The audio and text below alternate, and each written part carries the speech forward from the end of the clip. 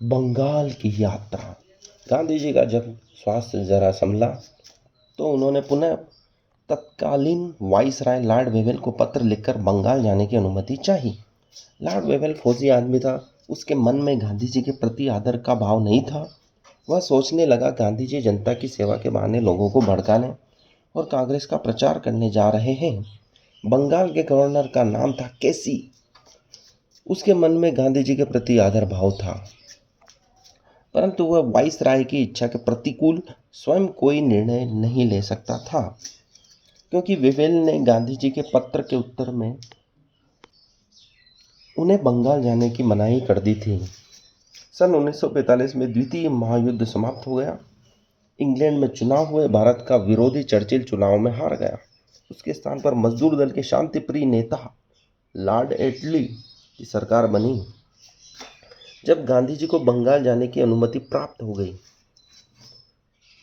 तब वे कोलकाता पहुंचे तो उन्होंने गवर्नर केसी के से भेंट की। वह गांधी जी की सत्यवादिता और देशभक्ति पर मुग्ध था।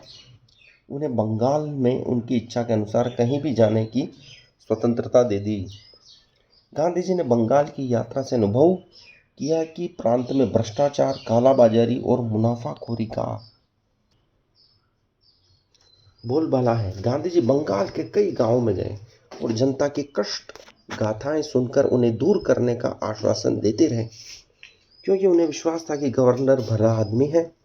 यदि उसका ध्यान किसी किन्हीं खास बातों की ओर आकर्षित किया जाएगा तो अवश्य उन पर कार्रवाई करेगा। गांधी जी 6 सप्ताह बंगाल में रहे और जो कुछ उनसे जनता की सहायता के लिए हो सका उन्होंने किया।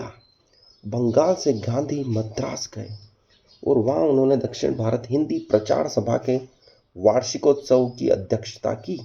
गांधी जी ने जब हिंदी को राष्ट्रभाषा के रूप में स्वीकार कर लिया तब उन्हें दक्षिण भारत से उसके प्रचार की आवश्यकता अनुभव हुई। उन्होंने उत्तर भारत के कुछ उत्साही हिंदी प्रेमियों के साथ अपने पुत्र देवदास गांधी को मद्रास भेजकर दक्षिण भारत हिंदी प्रचार सभा की स्थापना की थी। इस सभा ने दक्षिण में हिंदी का प्रचार कार्य अपने हाथ में लिया था और लाखों स्त्री पुरुषों को हिंदी सिखाई थी और आज भी सिखा रही है। गांधी जी के स्वभाव की यह विशेषता रही है कि वे सभाओं में अपने विचार प्रकट कर चुप नहीं रह जाते थे। उन्हें कार्य रूप में परिणत करने के लिए जी जान से जुड़ जाते थे। इस बीच एटली की सरकार ने भारत को स्वाधीन करने का निश्चय कर लिया और इसके लिए उसने मंत्री परिषद के 3 प्रतिनिधि भारत भेजे। उसमें सर क्रिप्स, पैथिक लॉरेंस और अलेक्जेंडर थे। सर क्रिप्स पहले भी चर्चिल के कार्यकाल में औपनिवेशिक साम्राज्य का मसौदा लेकर आए थे और गांधी जी से मिले थे। द्वितीय महायुद्ध मित्र राष्ट्रों के लिए उस समय संकट पैदा कर रहा था। उस समय गांधी जी ने क्रिप्स से विनोद में कहा था, स्वराज्य का मसौदा तो डूबते बैंक के नाम अग्रिम तारीख के चेक समान अर्थात निरर्थक है। इस प्रकार क्रिप्स मिशन ठोस प्रस्ताव लेकर जिस समय दिल्ली पहुंचा उस समय गांधी जी पूना के निकट प्राकृतिक स्वास्थ्य सदन उरुली कांचन में विश्राम कर रहे थे। सर क्रिप्स उनसे शीघ्र ही मिलना चाहते थे। उन्होंने सुधीर घोष को, जो उनके और गांधी जी दोनों के विश्वास पात्र थे, उरुली कांचन भेजा। गांधी जी ने बहुत तर्क वितर्क के पश्चात सर क्रिप्स से मिलने का निश्चय किया। उरुली कांचन ने गांधी अपने 13 साथियों के साथ तीसरे दर्जे के एक डिब्बे की स्पेशल ट्रेन से दिल्ली रवाना हुए। स्पेशल ट्रेन का प्रबंध सरकार ने ही किया था। गाड़ी प्रायः हर स्टेशन पर ठहरा ली जाती थी, क्योंकि जनता को ज्ञात हो गया था कि गांधी जी स्पेशल ट्रेन से दिल्ली जा रहे हैं। वह उनके दर्शनों के लिए बहुत बड़ी संख्या में स्टेशनों पर पहुंचती थी और स्टेशन मास्टर को गाड़ी ठहराने को मजबूर करती थी। गांधी जी भी जनता की इच्छा का ध्यान रखते थे, इसलिए दिल्ली समय पर नहीं पहुंच पाए। उनकी ट्रेन स्पेशल भी क्या थी, एक तीसरे दर्जे का डिब्बा और इंजन बस, चाल भी उसकी तेज नहीं थी। गांधी जी सदा की भांति भंगी बस्ती में ठहरे। पैथिक लॉरेंस ने, जो मिशन के दूसरे सदस्य थे, संदेश भेजा कि मैं 7 बजे संध्या को आपसे मिलने आ रहा हूँ। गांधी जी ने शिष्टतावश स्वयं ही वायसराय की कोठी पर उनसे मिलने की इच्छा प्रकट की। इस बीच गांधी जी को स्मरण हुआ, अरे रेल का किराया तो हमने चुकाया ही नहीं। उन्होंने सुधीर घोष को तुरंत बुलाकर, जोड़ो तो तीसरे दर्जे का 13 आदमियों का कितना किराया होता है। सुधीर ने जोड़कर कहा, बापू 355 रुपये और 6 आने होते हैं। तो लो वायसराय के सेक्रेटरी को यह किराया दे आओ। सुधीर गए और वायसराय के सेक्रेटरी के सामने किराया रखकर कहा कि यह स्पेशल ट्रेन का किराया गांधी जी ने भेजा है। सेक्रेटरी ने मुस्कुराते हुए कहा, क्या मैं स्टेशन मास्टर हूँ जो किराया लूँ? अरे इसकी ज़रूरत क्या है, सरकार ने ही तो उन्हें बुलाया। नहीं नहीं, किराया वगैरह कुछ नहीं। सुधीर ने कहा, साहब बापू, बूढ़े बापू नहीं मानेंगे, बड़े जिद्दी हैं। सेक्रेटरी ने रेलवे बोर्ड से उसी समय पूछकर कहा, स्पेशल ट्रेन का किराया 18,000 रुपया है, अपने बापू से कहो कि चुकाएं।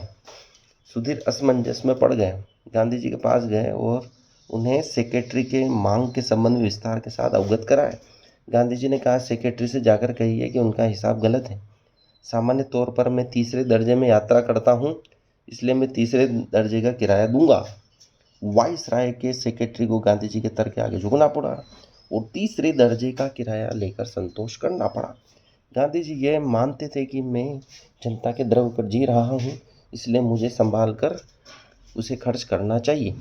दिल्ली में रहकर गांधी जी और सर क्रिप्स तथा पैथिक लॉरेंस में बीच बीच में परामर्श होता रहता था। मिशन ने दिल्ली में देश के प्रतिष्ठित व्यक्तियों को बुलाकर यह जानना चाहा कि किस प्रकार के संविधान से सभी लोग संतुष्ट हो सकेंगे। मिशन 2 उद्देश्यों को लेकर आया था, एक तो संविधान के रूप का निर्णय और दूसरा सत्ता सौंपने के पूर्व एक अंतिम केंद्रीय सरकार की स्थापना का प्रयत्न। मिशन में इन्हीं 2 बातों के संबंध में शिमला में मुस्लिम लीग और कांग्रेस के प्रतिनिधियों से विचार विनिमय के लिए सभा आमंत्रित की थी। गांधी जी को दिल्ली में आभास हो गया था कि उनकी स्वराज्य की कल्पना के अनुरूप कार्य नहीं हो रहा है, इसलिए वे शिमला नहीं जाना चाहते थे। यहाँ यह स्मरण रखना चाहिए कि गांधी जी कांग्रेस के साधारण सदस्य भी नहीं थे, फिर भी वे उसके सर्वस्व थे। पर वे प्रजातंत्र में विश्वास करते थे, इसलिए अपने सहयोगियों को स्वतंत्रता देते थे। उन्होंने दिल्ली और शिमला में होने वाली कमेटियों की बैठकों में भाग नहीं लिया। क्रिप्स के बहुत आग्रह करने पर वे शिमला गए। क्रिप्स और उनके साथी गांधी जी से मिलते थे।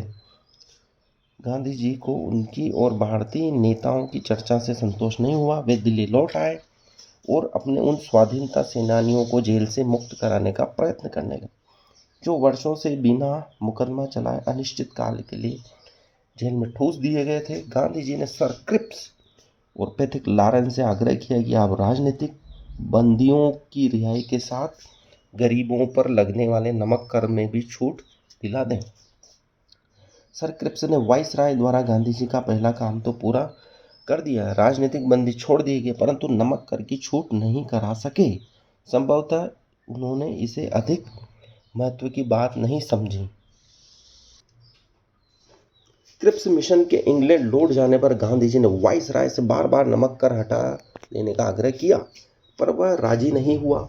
इस कर को गांधी जी ने केंद्र में अस्थायी सरकार बनने पर रद्द करवा दिया। क्रिप्स मिशन जब तक भारत में रहा, गांधी जी के संपर्क में बनाए रखा। गांधी जी किसी भी रूप में देश का विभाजन नहीं चाहते थे, परंतु मुस्लिम लीग विभाजन पर तुली हुई थी। गांधी जी ने लीग के सर्वेसर्वा जिन्ना से कई बार भेंट की और उनसे एक बार तो यह भी कहा कि तुम चाहो तो मेरे शरीर के 2 टुकड़े कर डालो, परंतु देश के 2 टुकड़े मत करो। परंतु गांधी जी की भावना का जिन्ना पर कोई असर नहीं हुआ। उन्होंने पाकिस्तान प्राप्त करने के लिए सीधी कार्रवाई की धमकी ही नहीं दी। उनके अनुसार लीग के अनुयायियों ने कार्य भी प्रारंभ कर दिया। वायसराय ने नेताओं के समझौते के बाद केंद्र में अंतरिम सरकार स्थापित कर दी थी। मुस्लिम बहुल प्रांतों में लीगी मंत्रिमंडल, शेष प्रांतों में कांग्रेसी मंत्रिमंडल स्थापित हो चुके थे। लीग की सीधी कार्रवाई के प्रस्ताव का परिणाम यह हुआ कि कोलकाता और पूर्व बंगाल में भयंकर सांप्रदायिक दंगे हुए। बाद में बिहार में जवाबी सांप्रदायिक दंगों से धन जन की बड़ी हानि हुई। कोलकाता और पूर्व बंगाल में हत्याकांडों को गवर्नर नहीं रोक सका। गांधी जी को कोलकाता और पूर्व बंगाल से निरपराध स्त्री की हत्या, लूट, अग्निकांड आदि के जब समाचार मिले तो वे अपने आप को रोक नहीं सके। केंद्रीय सरकार की अनिच्छा की परवाह न करते हुए कलकत्ता गए और वहां हिंदू मुसलमानों को शांति प्रेम का उपदेश दिया। फिर बंगाल के नोआ खाली अन्य स्थानों पर गए जहां अमानुषिक अत्याचारों से अल्पसंख्यक जनता बर्बाद हो चुकी थी, वैसा आकुल हो रही थी। उन्होंने कई गांवों का दौरा किया। उनके साथ उनके नातिन 2 व्यक्ति और भी थे। वे पैदल यात्रा करते थे, कभी कभी नंगे पैर चलते थे। प्रत्येक गांव के दंगा पीड़ितों को राहत पहुंचाने का काम किया। एकला चलो रे।